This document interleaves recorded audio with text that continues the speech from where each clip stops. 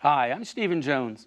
At Robert Wood Johnson, we believe citizens need to be informed about the important healthcare issues affecting their lives. That's why we're proud to support the healthcare programming produced by the Caucus Educational Corporation. Funding for this edition of One-on-One with Steve Adubato has been provided by Activus in cooperation with the American Medicine Chest Challenge, MagnaCare, New Jersey Sharing Network, dedicated to saving lives through organ and tissue donation, the law firm of Gibbons PC, Community Education Centers, PSE&G, committed to improving New Jersey's economy and strengthening its communities, and by Sun National Bank. This is One-on-One. When you first heard that they were doing Charlie Rose and Gayle King, didn't you go, what? People like laughing at others, so I don't mind if the other is me.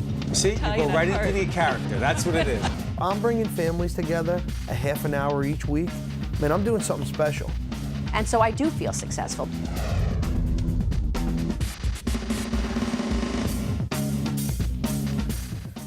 Hi, this is One-on-One. I'm Steve Adubato. For the first time, it is my honor and my pleasure to introduce Dr. Peter Economou, who is assistant professor in the Master's in Counseling Psychology program at the great Felician College. Good to see you. Yeah, thanks. Glad to be here.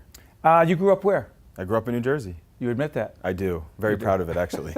So you have no issues about growing up in New Jersey? None. I'm very proud of it. Although I grew up in the Jersey Shore, which has a much different meaning now, after Snooki and Oh, you had to distinguish that, did you? Now I have to, They shaped it. Let's talk about the Master's in Counseling Psychology program at Felician. What is it? And by the way, as we're doing this, cognitive and behavioral therapies, I'm like, okay, isn't that therapy? What's the difference? So you asked two questions there. Which I always tell my students in journalism, don't do that. I just broke that rule. Take your pick, one at a time. Got it. So we train students to be counselors. So in New Jersey, they're called LPCs, so they're licensed professional counselors. They're graduate students, so they already have some undergraduate degree, and we're training them, again, to work in community mental health centers, hospitals, private practices. Now, cognitive behavioral therapy, that happens to be my specialty, and that is just based on thoughts, feelings, and behaviors. That's like the skeleton of it all. Our faculty is diverse, so we have some faculty that approach therapy from, most people know Sigmund Freud. Yes. You've heard of it. So, Did you just ask me that? I did. Yes, I also know Maslow's hierarchy of needs. You want to do that? Absolutely. It's like Psych 101 again. Go ahead. But so psychodynamic or psychoanalysis, yes. And then cognitive behavioral is like an evidence-based treatment. So this is something that is measurable. And so when a client comes in, we're really looking at what are their symptoms, targeting the symptoms, and moving towards some other healthier behavior. Interesting, because people will say, I come from an Italian-American background. You come from a mix. I'm a mutt, but Greek-American and Irish. Oh, good. Yeah. But here's my parents got divorced too. Okay. Well, my parents didn't. I just did. Oh, okay. And I said that my ex-wife came from a wonderful Greek family. Yeah. And it's fascinating because I often wonder if our backgrounds have something to do with you're shaking your head. Absolutely. That how we grow up, where we grow up, who we grow up with, has something to do with the cognitive behavioral issues that am I making too much of that? No, it's fantastic. I mean, so what you're looking at is really multiculturalism, and this is something that, especially in this area, living in New Jersey, training students in New Jersey, we have to be mindful of. And so this is where Felician College, I felt like it was a good fit for me because it aligns with a lot of the values of the Felician sisters. So things Describe that for people who don't know. Well, that's a little bit too, I don't want to get tested and say it wrong, but things like like Franciscan values are very powerful. Very, and some of them everyone can relate to, right? Like compassion, respect for diversity, solitude with the poor. Do the right thing. Yeah, exactly. And so our students are really diverse, and we're training them to work with diverse clients. That's interesting, but the other part of this that is fascinating is, growing up in the neighborhood I grew up in Newark, New Jersey, people would say, you're seeing a, quote, shrink. Yeah. Someone would say, oh, you're going to see a shrink. And so what they would mean by a shrink, there would be no differentiation between a psychiatrist, a psychologist, a psychiatric social worker, or any of the categories, or a counselor, thank you, Jacqueline, or any of the producers. Believe me, there aren't people in my head. Look, you looked at me and said, does he think there are people talking to him? Yes, there actually are. Good thing I could see your Yes, your thank God, yes. right? But here's the thing. There are a whole range of mental health professionals. Absolutely. And at Felician, you deal with the totality of that, but clear that up for people. A psychologist is not a psychiatrist, and Right. I mean, you raise a point that is like the best point. It was something I'm really passionate about. Probably about 90% of the viewers right now don't know the difference. And no offense, but it's just the reality. So they're all very different. And in summary, psychologists are trained to do IQ testing in addition to talk therapy. Social work are trained to do therapy as well as case management. Counselors are trained to do counseling. Right. And then psychiatric nurses are trained primarily in nursing, and then they do like special training in psychiatry.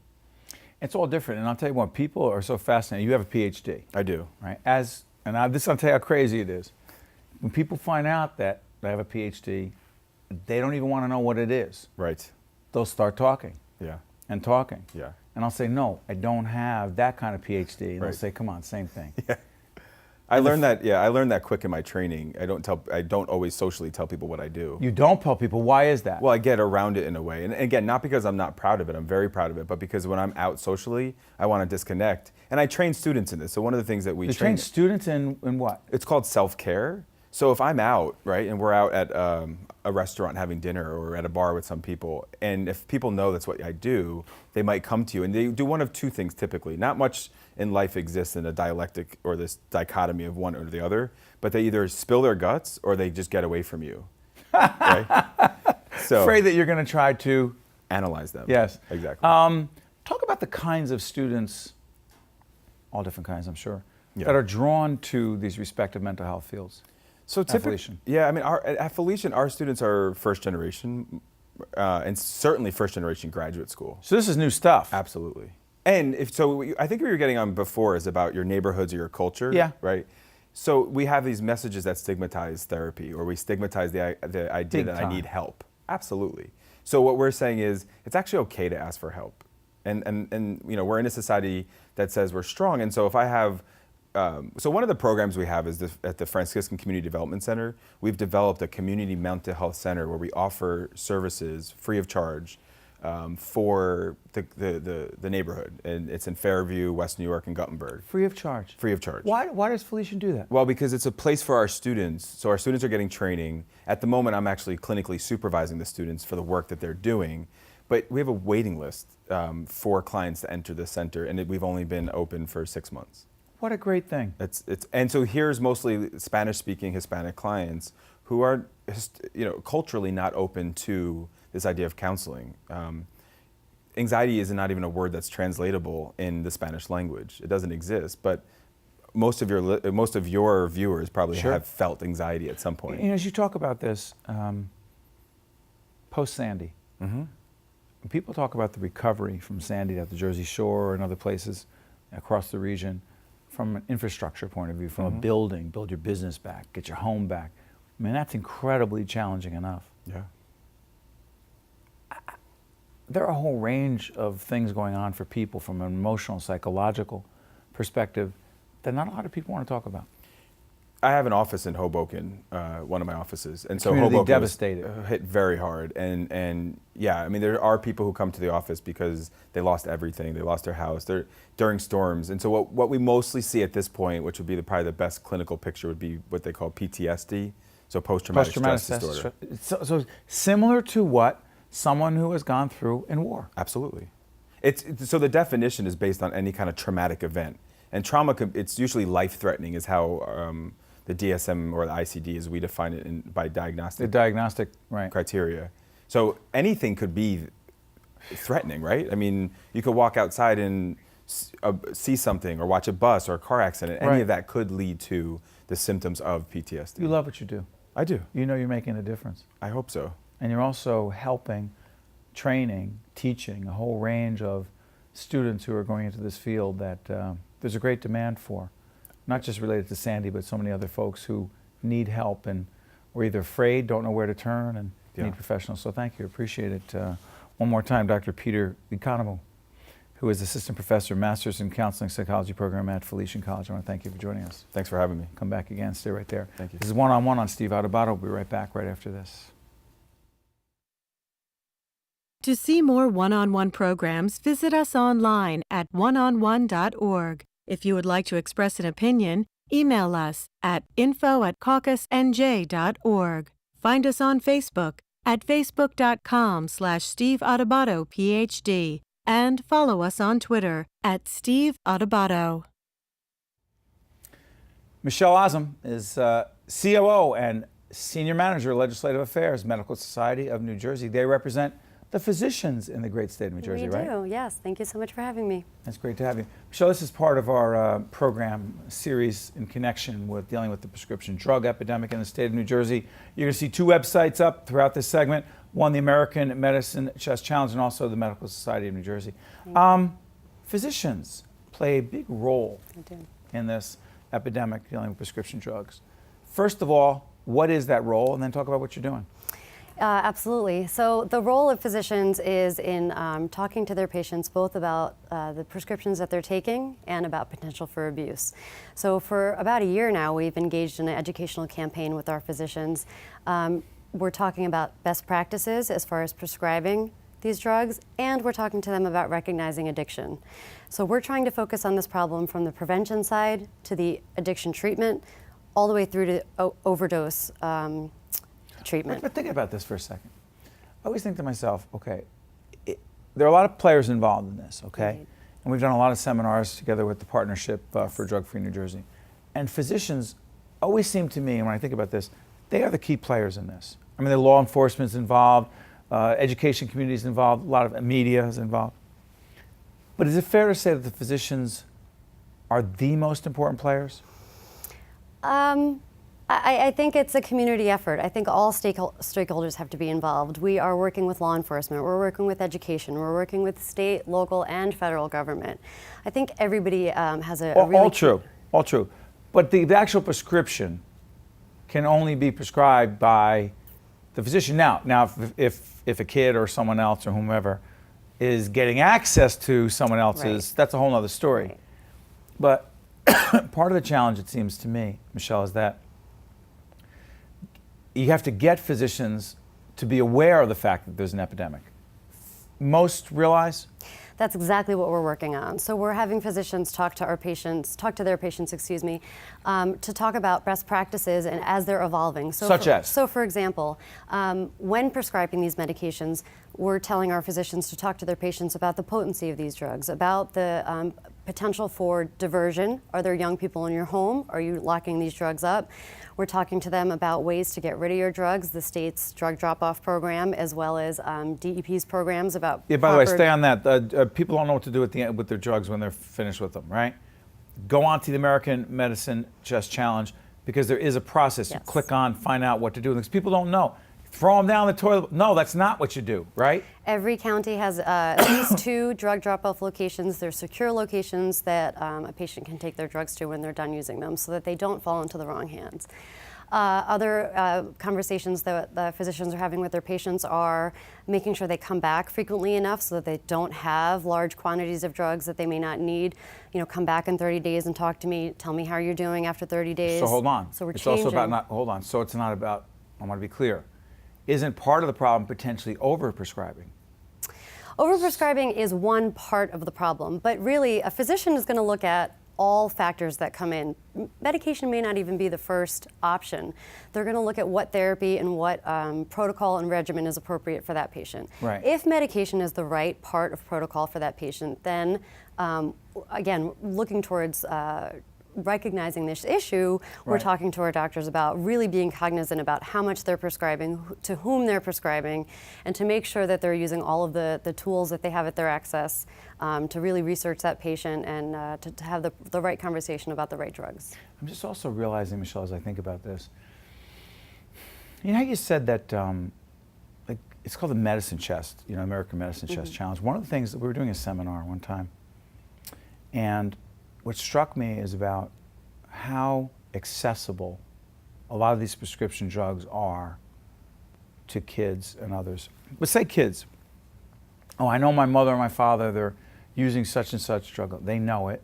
Right. Kid knows it. He or she goes into the medicine chest. That's why they call it medicine chest, right? Or a drawer, whatever it is. Right. Because the drugs are sitting there. Now, what's the best practice there? Like, that's why you have to get rid of them, number one, and make them secure, number two, right? Yes, yeah, that is absolutely the best practice for the physician to tell their patient, do you have young children at home? make sure the patient understands the potency of these drugs, even to have the By the way, conversation. just go back. Keep talking about Sure. the potency. What does that mean? Well, the fact is there are certain drugs that have a street value on the black market that are susceptible to abuse. A patient may not even realize that he or she is being prescribed that type One of example. drug. Oxycontin, for example, of course, right? We've been hearing Very, a lot about I hate to say Oxycontin. popular. I don't want to use that term. But there is a lot of talk about But this. so a patient may not even know the drug that they're being prescribed for their pain after a procedure has a street value. So physicians now are having these conversations with their patients to make sure they understand this is your medication, it's only for you. Don't share it with your friends, don't share it with your family. Lock it up if you have small children or younger children, and we know the age is getting younger and younger, unfortunately. So those are some of the practices that we're talking about. And the prescription monitoring program, what is that? The monitoring program is a database. It's a state database that tracks prescription information for certain drugs, and it has information for the patient, physician, and the pharmacy for certain drugs, as I mentioned, that are susceptible to either abuse or resale. And it tells you. So it is a tool for both physicians and pharmacies to use to try to assess a patient's susceptibility for abuse, and to try to assess whether a patient should be receiving certain drugs. It's a tool for physicians and pharmacies to use to try to prevent drug abuse. Can it also, Michelle, tell you if a patient is in fact abusing the drugs? It's only a database and it's only technology. You need to really have a full picture about a patient to really assess abuse. For example, if a patient is suffering from a chronic illness, that person might take more drugs than another person who's perfectly healthy. So we want to make sure that the public understands that the monitoring program is just one tool that physicians have at their disposal. Absolutely, but I'm also thinking that monitoring program would also show you the database that says that patient has gotten other prescription drugs from other Correct. physicians, and some flags should be going up somewhere, Correct, right? absolutely, absolutely, and that is what the tool is for. And then what's supposed to happen? Best practice, go back to your So, term. sure. So we are educating our physicians about the monitoring program. It is a relatively new program. Not everybody knows about it yet. So we're making sure that they know that this tool is available. So when they go on the database, they can do two things. One, they can look up their own prescription number to see if it's being abused, Sure. to see if anyone has stolen that number. And the that pharmacies has have to happened. be all in too. Correct. The other thing they could do in the database is look up the patient, as you mentioned, to see if there are any suspicious patterns. And they can identify them. It's not the easiest thing to do, but red flags, like you mentioned, would include going to multiple pharmacies, multiple physicians, using different payment methods. Again, that doesn't necessarily mean somebody is an There's a sign, abuser, there's a- but it's check it out. something to look further into. Well, the bottom line is that the physicians are all in, medical society, Correct. and we're all in this thing together. Absolutely. Michelle, I want to thank you for joining us. Thank you so much for having me. Good stuff. Thanks. Stay right there. One-on-one will continue with more good stuff right after this. Stay with us. To see more one-on-one programs, visit us online at oneonone.org. If you would like to express an opinion, email us at info@caucusnj.org. Find us on Facebook at facebook.com/Steve Adubato, PhD, and follow us on Twitter at Steve Adubato. Oh, say does that star-spangled banner yet wave o'er the land of the free and the home of the brave? Yeah, she is good, singing for the Devils. That is Arlette, singer, songwriter. She sings the national anthem for the New Jersey Devils, and every time she sings, they win. Don't start that, Steve. I'm just saying, they should. They certainly should. Yeah, how long have you been doing that? I've been doing that for quite some time. I would say, God, it's going on 18 years maybe, 17, 18, maybe more, but we'll just stop at that. By the way, I've known Arlette for a long time. I wish we didn't do what we wind up doing every year after September 11th, but we do it at the Eagle Rock Reservation. in Yes, we Essex see County. each other once a year at the 9/11 memorial there, which is a beautiful ceremony, and people just get together to just be together and remember and celebrate life. And you've written a beautiful song that you sing every year. I do. I sing it one September morning. I wrote that song the week after the events of 9/11, just there was so much emotion and so much going on that I just had to pour it out, So. Yeah, but I'll tell you what. I was fascinated by the story as to how you got the New Jersey Devils gig, and it has to do with our mutual friend Lou Lamoriello. Yes. Who is the GM, right? Yes. So Lou Lamoriello is a fascinating guy, Yes. great businessman. Yes. And he hears you where? I was singing together with my husband at a restaurant in Manhattan, in 2nd Avenue. And it was summertime and the doors were open and we were just singing there by the window. And, Lou passed by with some friends and he had just had dinner further up the street. Yes. And they were just walking by and then they stopped in to have a drink and to listen to the music. And then, every so often we would see him and he would come in and then one day he just approaches us and he says, I'm involved with this team. I'm involved with this team. Really humble, like just, throwing it there. And and if you would like to come to sing the anthem one day at one of the games, and I was like, yeah. To my husband and I were like, yeah, let's do it. You should tell everyone your husband is a musician, yes, very talented. Yes, he is. And tell everyone who he is. That's Luigi Scapino. That's my husband. Luigi Scapino. Oh, you married an Irish guy. I did. Steve Adubato. By the way, go ahead. So you're there with Luigi. Go ahead. Yes, I was there with Luigi, and then we went. We went to the game, and then I figured out, understood yes. who Lou Lamoriello really was, and he wasn't just involved with the team. He was the guy. He was the man, and and then we became really good friends, and my husband and him hit it off so well, and that was it. And I started to sing at a few of the games, and the response from the crowd was really good, and it was just a fun gig. Where did you get your New Jersey accent? My New Jersey accent I got from Trinidad. Born and raised, and I moved here, I would say, a little over 20 years ago. Music in your life from day one? Yes, always singing in the house. I grew up singing in the church. That's usually how it gets started, right? And here I am. Sort of an unexpected track for me because I really came to America to study. I have my degree in chemistry. It's nuts. I'm a chemist. But but then to make ends meet, I started to do some singing, and you met your husband. I met Luigi. About 20-ish years. Yes. Yeah, we've been married now 18 years, 17 years. But musically, right away, you connect. Yes. He was looking for a singer to work with. He had just gotten here from the mother country. Yes. And Italia. Yeah, Italia. And he was looking for someone to work with, and a mutual friend introduced us, and that was it. The rest is history. But here's the other thing. This newest project. Yes. Italian Music Project. First of all, I love the name. Thank you. Tell everyone what it is. Thank you. Well, that's one of the things that I'm doing on my website, singarlettesing.com. By the way, you said it. There it is. There it is. What happens when they go on that site? Well, they see all the different things that I am interested in. I'm interested in so many different things. Of course, there's that Italian side as well, because I've been married to Luigi for all these years, and we spent a lot of time there. I speak the language. I got my degree in Italian as well, and I'm just fascinated with Italian music. It's just a beautiful country, and the music is great. But that's sort of like a side project. Another thing there is my original music, which I just had that song released. It's called Save Me. It's an original song that I wrote. And then just I am a singer, and this is what I do. I do the lounge singing and just covering songs and doing all. You call it lounge singing? Yeah, is that a? Why do you call it that?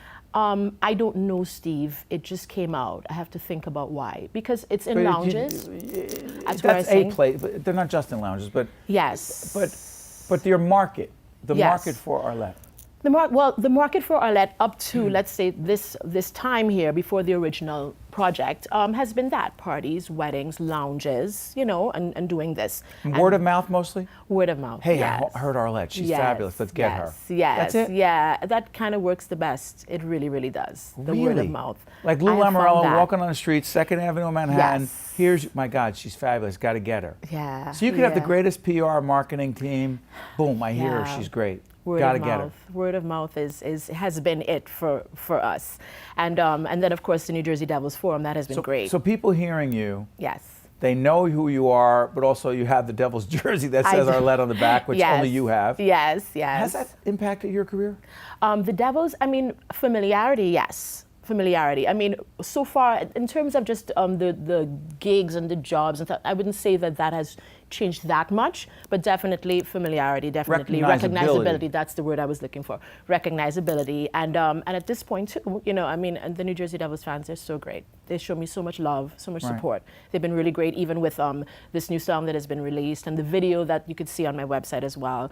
And so in that respect, and then this coming season, we're going to be doing a whole lot more fun stuff. So that's, I look forward to it. But you know what's so fascinating to me? I mean, I remember the first time I heard you sing, I thought to myself, and I've often thought this with incredibly talented artists, that you are forced. And it's just, listen, I'm not saying you complain about it. It is the way it is. You are forced to be good at business. You are absolutely forced. And I noticed this when we had a conversation offline about a month or so ago, you and I were talking. And I realized Arlette and Luigi have to be good at business. Yes. They can want to be artists. They're songwriters. She's a singer. They have to be good at marketing, branding, business, bottom line, PR. You have no choice. And it's difficult for an artist who wants to focus on their creativity to have to, you know, focus on the business side. Sometimes it's just, you just can't. Sometimes you just don't know how, you know what I mean? Yes. So you're not used to it. You aren't trained in this. You're not trained in it. You just want to sing, man. You know what I mean? So, but you can't. Yeah. You don't have that luxury. You can't. Unless you have, and even if you have great people behind you, you still have to be sharp. You still have to be, you know, on it as That's why you got the website. And by the way, tell everyone again, they should go on the website. What is it again? SingArletteSing.com. SingArletteSing.com. Everything they need to know about Arlette is there. Yes. A lot of great fun stuff. Interesting, I think. Listen, I am so glad that we asked you to come on and you shared just a little bit of the Arlette story. Because the rest of it you're going to have to find out by going on to SingArletteSing.com. Yes. You are good. Thank you. You're good too. Yeah. You know, it's just fun having you on. You have an open invitation, okay? Thank you so much. Thanks, my friend. I'll see you soon. It was great. One-on-One with Steve Adubato has been a production of the Caucus Educational Corporation, celebrating over 25 years of broadcast excellence. Funding for this edition of One-on-One with Steve Adubato has been provided by Activists in cooperation with the American Medicine Chest Challenge, MagnaCare, New Jersey Sharing Network, the law firm of Gibbons PC, Community Education Centers, PSE&G, Sun National Bank. Promotional support provided by The Record, North Jersey's trusted source, and NorthJersey.com, and by New Jersey Monthly, the magazine of the Garden State, available at newsstands. Transportation provided by Airbrook Limousine, serving the metropolitan New York, New Jersey area.